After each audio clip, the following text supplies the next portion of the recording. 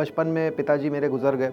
मैं ऐसे एक धंधे की तलाश करने लग गया जिसमें उधार का काम ना हो। मैंने एमबीए की प्रिपरेशंस की, उसकी प्रिपरेशंस के लिए एनुअल रिपोर्ट पढ़ना और इन सब की तरफ भी मैं गया, तो अल्टीमेटली इन सब चीज़ों ने रिज़ल्ट मेरे को मार्केट में लाने का किया।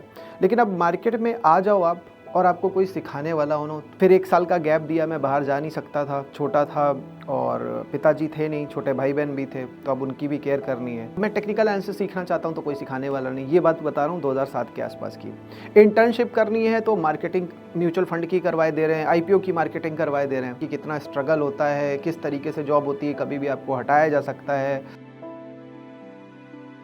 दोस्तों, मैं हूँ Ruchir Gupta training academy run करता हूँ और मैं अपनी लाइफ की बहुत सारी स्ट्रगल्स की बातें इस वक्त बताना चाहता हूँ ताकि ये स्ट्रगल्स आप सबको एक इंस्पिरेशन दे सकें और आप अपनी लाइफ में ज़्यादा तेज़ी से, ज़्यादा अच्छे से, ज़्यादा विश्वास के साथ आगे बढ़ सकें। तो मैंने बचपन में स्कूलिंग अगर मैं देखूँ तो बहुत अच्छे से नहीं करी है। गया हूँ स्कूल लेकिन बहुत अच्छे से स्कूलिंग नहीं करी है और उस वजह से कहीं ना कहीं कॉन्फिडेंस भी कम रहा है। बचपन में पिताजी मेरे गुजर गए और मैंने देखा कि ज़्यादातर जगहों पे, ज़्यादातर मैटर्स में जो हम बिजनेसेस करते हैं उसमें जब हम उधार के काम करते हैं तो उधार मर जाते हैं। वो उधार मरने के जो इवेंट्स मेरे सामने आए, बहुत सारे लोगों के आए, मेरे पिताजी ना रहने पर बहुत सारे लोगों ने और पैसे वापस नहीं किए, तो वो एक मन में घर कर गए। घर करने से उनके क्या हुआ कि मैं ऐसे एक धंधे की तलाश करने लग गया जिसमें उधार का काम ना हो।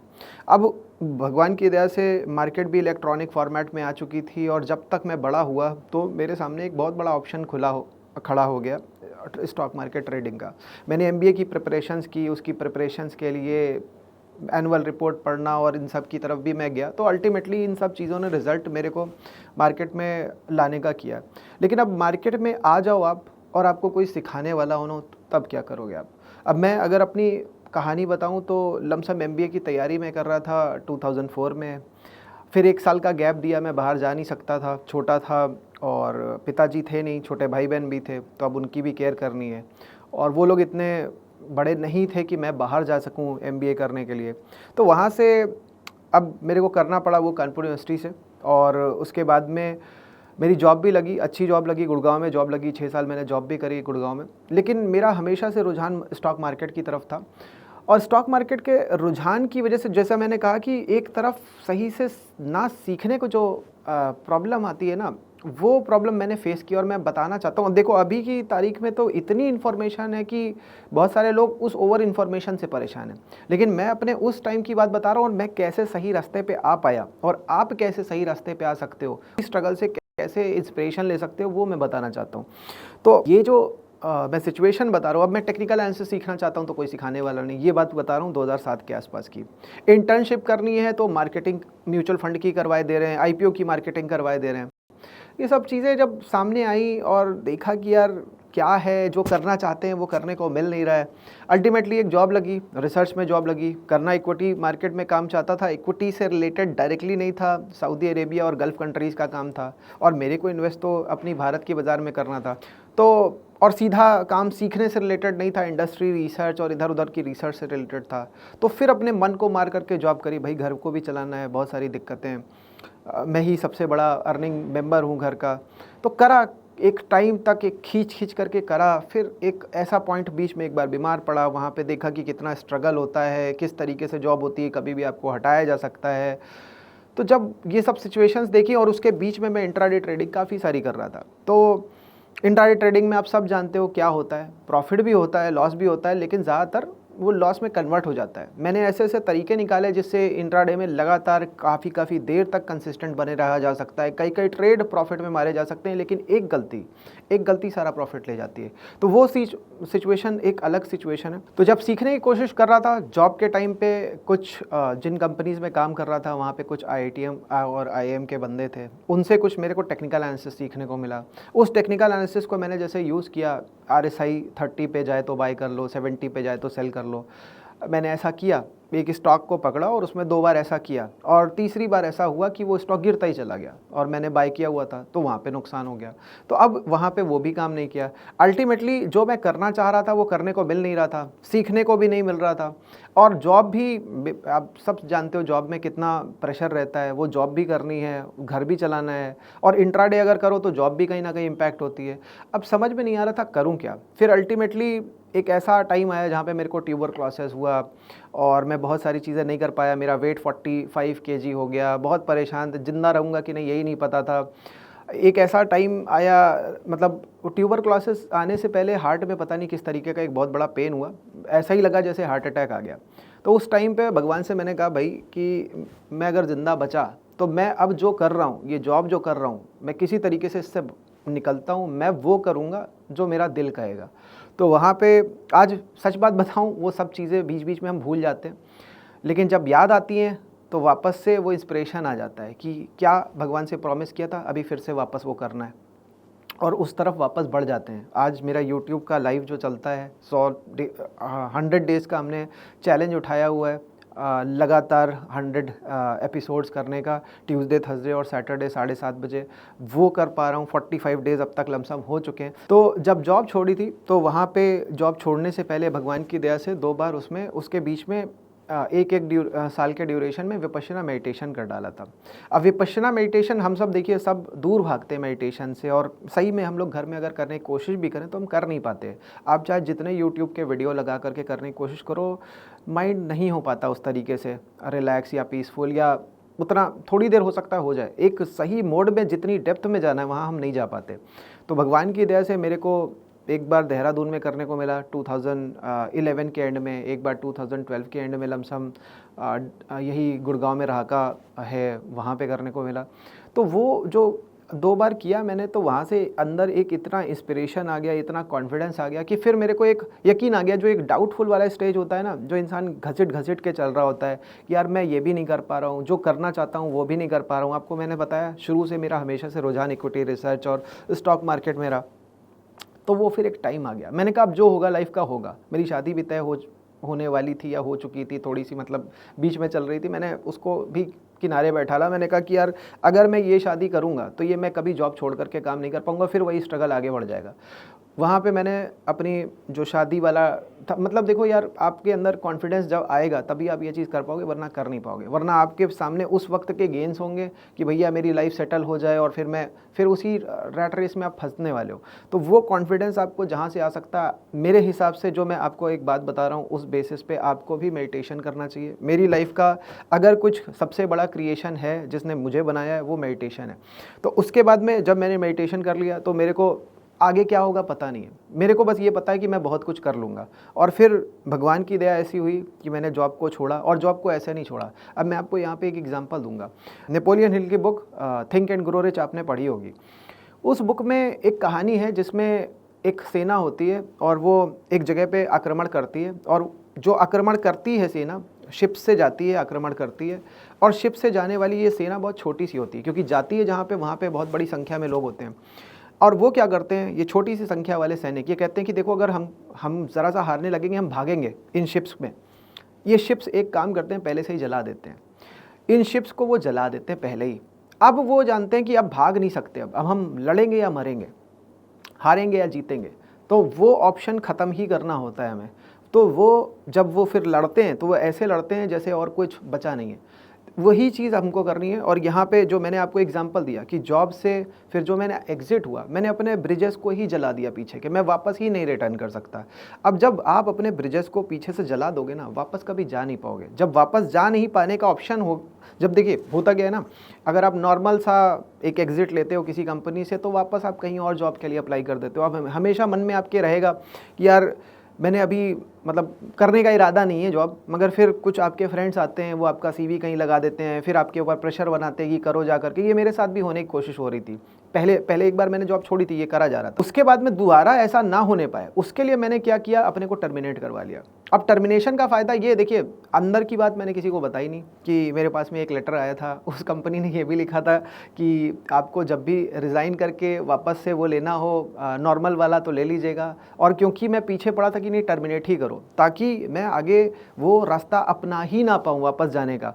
तो भगवान की दया से वो रास्ता मैंने नहीं अपनाया और आगे फिर उसी पीजी में रहते हुए जहाँ जॉब करता था, उस जो सेक्टर 23 गुड़गांव में पीजी है, वहाँ पे रहता था, और जॉब छोड़ने के बाद में उसी पीजी में रहा, किताबों के प्रिंट आउट निकाले, कितनी किताबें पढ़ डाली मेरे को नहीं पता, लेकिन 1.5 साल तक लमसम मैं उस पीजी में रहा। सुबह 4-5 बजे उठता था, पूजा पाठ करता था, और वही बुक्स जो मैं बता रहा हूँ वो पढ़ता था। पीजी के सारे लड़के जा चुके होते थे, मेरा पूरा पीजी होता था, शांति से कहीं भी छत में, किधर भी बालकनी में बैठना आराम से। फिर जब तक वो आ रहे होते थे मेरा टाइम होता था सोने का। तो ये जो एक मैंने लाइफ जी है कि मेरे को कोई डिस्टर्ब नहीं कर पाया। आज मैं देखता हूँ कि हम 5-5 6-6 घंटा सब लोग मोबाइल यूज़ कर रहे हैं, परेशान हो गए। मैं आपको बताऊँ 2013 के आसपास की बात है, व्हाट्सएप नया नया आया था उस टाइम पे, मतलब अब मैंने तो जॉब 14 में छोड़ी थी, और मैं आपको बताऊँ मेरे पास नोट, गैलेक्सी नोट का मोबाइल था। वो गैलेक्सी नोट, उसमें पेन भी था वाइट कलर का, वो मैंने किसी वजह से गुस्से में तोड़ा था, और वो तोड़ने से, और मतलब फिर मैंने उसको सही नहीं करवाया। वो जो 1-1.5 साल था, उस ड्यूरेशन में वो फ़ोन, मतलब मेरे पास में एक ख़राब सा फ़ोन था नोकिया टाइप का, जिसमें ज़्यादा ना व्हाट्सएप चल सकता है ना कुछ, और मेरे को मतलब भी नहीं रह गया था। मैं अगर किसी चीज़ का, सोशल मीडिया का यूज़ कर रहा था तो केवल अपने मतलब के लिए कर रहा था, अदरवाइज़ मेरे को कोई एडिक्शन नहीं, किसी को दिखाना नहीं। मेरा फेसबुक भी ज़्यादा एक्टिव नहीं था, एक्टिव भी क्या मतलब, अगर कुछ करना भी होगा तो मतलब वैसा एक्टिविटी नहीं जैसा आज की तारीख में हम लोग करते हैं, एक दूसरे को दिखाने के लिए, लाइक के लिए, फ़ोटो हर समय अपडेट करना, ऐसा नहीं था। तो वो जो मैंने एक लाइफ जी है उस 1-1.5 साल में, मेरे को नहीं लगता शायद जीवन में मैंने उतना अच्छा समय कभी जिया होगा। वही हार्ड वर्क था जो आज मैं यहाँ पे खड़ा हूँ। अब ज़्यादातर लोगों के साथ में समस्या क्या है कि उनकी लाइफ में जब भी कोई ऐसा पड़ाव आता है ना जहाँ पे उनको डिसीजन लेना है, वो जो ऑलरेडी इस रास्ता चल रहा होता है वो उसी बारे में सोचते हैं, और वो चेंज के बारे में नहीं सोचते हैं। Change is always difficult, change में हमेशा परेशानी होने वाली है, और इस परेशानी से बचने के लिए वो क्या करते हैं, वो सरल रास्ता जो ऑलरेडी चल रहा होता है, कंफर्ट जोन वाला, उसी को अपनाते हैं, और फिर पूरी पूरी लाइफ उसी रास्ते में बिता देते हैं। ये आपको नहीं करना है। देखिए, अब मेरे कहने से आप नहीं मानोगे, आपको तो अपना रास्ता बनाना है। अगर आपको थोड़ा सा भी अपने अंदर यकीन है तो अपने गट पे यकीन करो, अपने ऊपर यकीन करो। जो लोग आपके ऊपर यकीन करते हैं उनका साथ लो और आगे बढ़ो। हो सकता है कोई आपका साथ भी ना दे, लेकिन आपको यकीन अपने ऊपर करना पड़ेगा। और मैं एक और चीज़ बताऊं, देखिए, शायद मैं सोचूं कि मैं कुछ कर लूँगा, और उस कर गुजरने के ख्वाहिश में मैं उस रास्ते पे हो सकता है निकल जाऊं, लेकिन मेरे अंदर कैपेबिलिटी ना हो, ऐसा हो सकता है। कैपेबिलिटी को बढ़ाने का जो रास्ता है मैंने आपको बता दिया, मेरे अंदर कैपेबिलिटी कैसे आई। अगर आपको भी कैपेबिलिटी चाहिए तो मेरा एक रिक्वेस्ट है, आप मेडिटेशन, जो मैंने कहा विपश्यना मेडिटेशन हो, चाहे जिसके यहाँ जो मेडिटेशन योगानंद जी सिखा रहे हैं, जो सिखा रहा है वो जा कर के कर लो, ताकि आपके अंदर वो पावर आ जाए, वो सोच आ जाए जो किसी और के कहने से कि नहीं तुम नहीं कर सकते हो, वो रोग जो लगती है ना पूरी दुनिया भर से, वो अगर लग गई, और आपने अभी वो रास्ता छोड़ा हुआ है जिस पे आप चल रहे थे और नए रास्ते पे जा रहे हो, और लोगों ने रोकना चालू कर दिया, तो आप परेशान हो जाओगे। इसलिए मैं अपनी लाइफ से जो सबसे बड़ी सीख इस वक्त दे सकता हूँ आप सबको, वो यही दे सकता हूँ कि अपने अंदर कॉन्फिडेंस लाने के लिए जो एक रास्ता बहुत भगवान ने बना करके पहले से छोड़ा हुआ है, उसे हमको यूज़ करना चाहिए। जो मैं बात बता रहा हूँ आपको बड़ा क्लियर, बहुत सारी चीज़ें बताऊँगा। इंट्राडे में बहुत सारे लोग जाते हैं, बहुत बहुत पैसा बर्बाद करते हैं। बहुत सारे एग्जांपल्स हैं मेरे साथ, मेरे सामने, मैं नहीं उनको बताना चाहता क्योंकि आप सब जानते हो, आप लोग उस चीज़ से डील करते हो। मैं बड़ी एक क्लियर बात आपको बताऊँगा। इस वक्त हम भारत की बाज़ार में इस इकोनॉमी में ऐसी जगह पे खड़े हैं जहाँ से मल्टीफोल्ड ग्रोथ आनी है आगे के लिए। अभी जो करेक्शन वगैरह चल रहा है, ट्रम्प आया है, वो एक अलग बात है।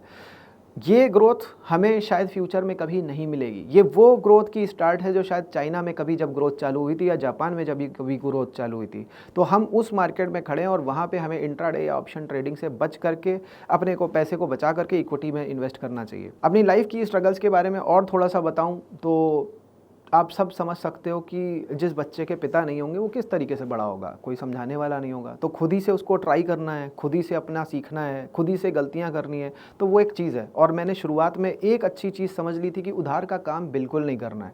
तो ये मेरी एक सबसे बड़ी लर्निंग है कि उधार ना ले के काम करना है, ना दे के काम करना है, क्योंकि जिसको दिया है उससे वापस मिलने के चांसेस बहुत कम रहते हैं। और अगर आपने ले करके किया है तो आपको वो उधार डुबोने वाला है, क्योंकि आप लोगे जा करके बैंक से तो बैंक तो छोड़ेगा नहीं, और अगर आप दोगे तो दोगे दोस्त को, तो दोस्त तो लेकर के भागने वाला है ज़्यादातर केस में। किसी को बुरा नहीं बोल रहा हूँ, बट इन जनरल आप जानते हो, लेते वक्त नीयत अलग होती है, देते वक्त अलग होती है। अब ये सब सीखें हमें कोई बताने वाला नहीं है। अब being a single mothers child, पिताजी का जल्दी गुजर जाना, या जब तक वो थे तब भी उनका काम में इतना ज़्यादा रुझान होना कि बच्चों को थोड़ा सा कम ही समय देना। आज मैं एक और सीख आपको देना चाहता हूँ, बताना चाहता हूँ। मैं अपने बेटे को देखता हूँ, तो मैंने एक बार अपने बच्चे के लिए बोल दिया अपनी वाइफ से कि मैं चाहता हूँ मेरा बच्चा फ़ेल हो। तो वो बात स्कूल तक पहुँची और सब टीचर्स ने कहा कि ऐसा कौन पेरेंट होता है जो बच्चे को चाहे कि फ़ेल हो जाए। तो उस चीज़ में एक ही चीज़ छुपी थी कि यार मेरा बच्चा अगर फ़ेल होने की काबिलियत रखता है, फ़ेल होने का करेज रखता है, तो वो आगे सक्सीड भी हो जाएगा। लेकिन अगर मैं उसको प्रेशराइज़ करके ज़बरदस्ती उससे काम करवाऊँगा, फिर वो जो मेंटल उसका टॉर्चर होगा, उसके बारे में कोई सोच नहीं रहा, कोई बात नहीं कर रहा। और हम सब एज़ अ पेरेंट अपने बच्चों के साथ क्या कर रहे हैं हम सब जानते हैं। तो हमें अपने बच्चे को थोड़ा रिलैक्स करना पड़ेगा। मैं अगर अपने बारे में बोलूँ, देखिए पिताजी ने इस पढ़ाई वगैरह के बारे में तो मेरे को रिलैक्स ही रखा, माताजी ने भी मेरे को रिलैक्स रखा। माताजी का एक कहना था, हम लोगों की बिज़नेस फैमिली थी, माताजी का एक कहना था कि भैया बच्चा पढ़ लिख करके आगे निकल ही जाएगा, ज़बरदस्ती नहीं कि सबसे ज़्यादा अच्छे नंबर लाए। तो वो बात मेरे को भी रिलैक्स देती थी। लेकिन अल्टीमेटली जब मैं फेलियर की तरफ जाने लग गया, 8th या 9th के आसपास, बड़े जस्ट पासिंग नंबर, वो भी बड़ी स्ट्रगल से, 2-2 ट्यूशन लगा करके, या ट्यूशन भी नहीं मिल रहा है तो मतलब होमवर्क तक नहीं पूरा हो रहा है, तो वो सब सिचुएशन मेरे को दिखती हैं। और वो इसलिए क्योंकि मेरे ऊपर मेंटल प्रेशर कहीं ना कहीं इनडायरेक्टली इधर उधर से बन जाता था कि भाई जिनके साथ में ट्यूशन पढ़ रहे हैं वो पता चला ज़्यादा नंबर ला रहे हैं और मैं नहीं ला पा रहा हूँ, कैसे आगे अच्छे से पढ़ना है वो पता ही नहीं है। तो इन सिचुएशंस को हम अगर देखें, शायद अपने को हमेशा अंडर एस्टिमेट करते हैं। आप एक बार, ये दर्पण का प्लेटफॉर्म है, इसका बहुत बहुत धन्यवाद करता हूँ कि इसने मेरे को ये मंच दिया बोलने का। अब दर्पण की अगर बात हो रही है तो एक बार आप अपने को दर्पण में देखो। मैं अगर अपने आप को देखता हूँ ना, मैं अपनी आँखों को देखता हूँ, तो मेरे को ऐसा अंदर जोश आता है, ऐसा मेरे को लगता है मैं बहुत मुश्किल से तो मिरर देखता हूँ। ज़्यादातर छोटे बाल रहते हैं तो कटवाने के कटे रहते हैं, तो ज़्यादा कंघी वंगी भी नहीं करनी पड़ती ना, तो अल्टीमेटली वो मौका आता नहीं है। लेकिन एक दिन मैं अभी कुछ दिन पहले देख रहा था मिरर को, और मैंने अपनी आँखों को गलती से देख लिया और मुझे वो इंस्पिरेशन वापस मिला जो शायद बीच बीच में मैं भूल जाता हूँ। तो अपनी आँखों को देखो आप जा करके, अपने आप को देखो जा करके, वो इंस्पिरेशन मिलेगा। अपनी लाइफ के स्ट्रगल जितनी भी चीज़ें हैं, देखिए आपका चेहरा बदलता रहेगा, एज पक्का दिखेगी, झुर्रियाँ भी दिखेंगी बुढ़ापे की, बाल भी सफ़ेद होते जाएंगे, लेकिन आंखें नहीं बदलेंगी। आँखों को देखो। आँखें जब आप वापस देखते हो ना, अपनी आँखों से आँखें मिलाते हो, आपको हमेशा पता चलता है कि आप अच्छा कर रहे हो कि बुरा कर रहे हो, और वो आपको हमेशा सही डायरेक्शन पे लेकर के आती हैं।